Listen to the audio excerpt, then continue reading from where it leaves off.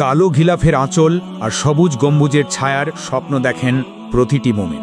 কাবা শরীফের প্রাসঙ্গিকতা আসলেই দুই চোখে ভেসে ওঠে বাইতুল্লাহর হৃদয়লোভন দৃশ্য। মুসলিম উম্মার অগণিত সদস্যের আশৈশব বাসনা কাবার পবিত্র গিলাফ একবারের জন্য হলেও ছুঁয়ে দেখা। সাধারণত পবিত্র কাবাঘরের চারপাশ আদ্যপান্ত কালো গিলাফে জড়ানো থাকে। স্বর্ণখচিত কোরআনের আয়াত ও বিভিন্ন পবিত্র শব্দ দিয়ে গিলাফে আঁকা থাকে আলপনা। এই ভিডিওতে কাবার গিলাফের কিছুটা ইতিহাস সংক্ষেপে তুলে ধরা হয়েছে। কি দিয়ে তৈরি হয় কাবার গিলাফ? সেই পবিত্র কাবার গিলাফ তৈরি করা হয় প্রায় 700 কেজি প্রাকৃতিক রেশম নিয়ে। মোট 5 টুকরো গিলাফ বানানো হয়, 4 টুকরো চারদিকে এবং পঞ্চম টুকরোটি কাবাঘরের দরজায় লাগানো হয়। টুকরোগুলো মজবুতভাবে সেলাইযুক্ত। প্রতি বছর 2টি করে একটি সতর্কতামূলক গিলাফ তৈরি করা হয়। হাতে তৈরি করতে সময় লাগে 8 থেকে 9 মাস। অন্যটি মেশিনে মাত্র 1 মাসে তৈরি করা হয়। এতে খরচ পড়ে প্রায় 25 মিলিয়ন রিয়াল বা 56 কোটি 55 লাখ টাকার সমমূল্য। কি লেখা থাকে কাবার গিলাফে? 14 মিটার উঁচু কালো রঙের এই গিলাফ সর্বমোট 16টি ছোট টুকরো দিয়ে সুবিন্যস্ত। কাবা শরীফের দরজায় ঝলানোর জন্য আলাদাভাবে এতে 6.5 মিটার উঁচু এবং 3.5 মিটার প্রস্থের পর্দা রয়েছে।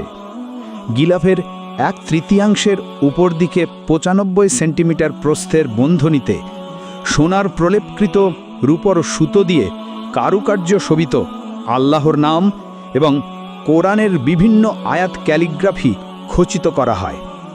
আরও লেখা থাকে লা ইলাহা ইল্লাল্লাহু মুহাম্মাদুর রাসূলুল্লাহ, আল্লাহ জাল্লা জালাল্লুহু, সুবহানাল্লাহি ওয়া বিহামদিহি, সুবহানাল্লাহিল আযীম, ইয়া হান্নান ইয়া মান্নান ইত্যাদি। উত্তর দিকের অংশে লেখা থাকে খাদিমুল হারামাইন শরীফের বাদশাহ সালমান ইবনে আব্দুর রহমান আল সাউদের নির্দেশে এই গিলাফ পবিত্র নগরী মক্কায় তৈরি করা হয়েছে। ইতিহাসের পর্যালোচনায় দেখা যায় 1962 সাল পর্যন্ত কাবাঘরের গিলাফ মিশর থেকে আসত। মাঝে 1928 থেকে 1939 সাল পর্যন্ত ব্যবহৃত কাবার গিলাফ সৌদি আরবের মক্কায় তৈরি হয়েছিল। 1939 থেকে 1962 সাল পর্যন্ত মিশর ফির সেই দায়িত্ব পালন করেছে। বর্তমানে সৌদি আরবে তৈরি হওয়া এই গিলাফও মিশরের অনুকরণে তৈরি হচ্ছে। 1977 সালে নতুনভাবে স্থাপিত মক্কা নগরীর উম্মে জৌদ নামের জায়গায় অবস্থিত এ অত্যাধুনিক কারখানায় কাবাঘরের বাইরের ও ভিতরের গিলাফ তৈরি হয়। মদিনায় রাসূল সাহেবের রওজা মোবারকে ব্যবহৃত অভ্যন্তরীণ গিলাফও এখানেই তৈরি করা হয়। কারখানাটি 6টি অংশে বিভক্ত: বেল্ট, হস্তশিল্প, যান্ত্রিক, ছাপা, রং ও অভ্যন্তরীণ পর্দা বিভাগ। বর্তমানে এতে 250 জনের বেশি শিল্পী নিয়োজিত আছেন। হিজরতের পূর্বে কে গিলাফ পুড়িয়েছিল তাতে মতবিরোধ থাকলেও সকলে ঐক্যমত যে হিজরতের 220 বছর আগে বাদশাহ তুব্বা আব্বি কার্ব আসাদ এই গিলাফের প্রথম প্রচলন করেছিলেন। মক্কা বিজয়ের পর ইসলামপন্থী নবী মোহাম্মদ এবং হজরত আবু বকররা কাবা শরীফে গিলাফ পরিয়ে দেন।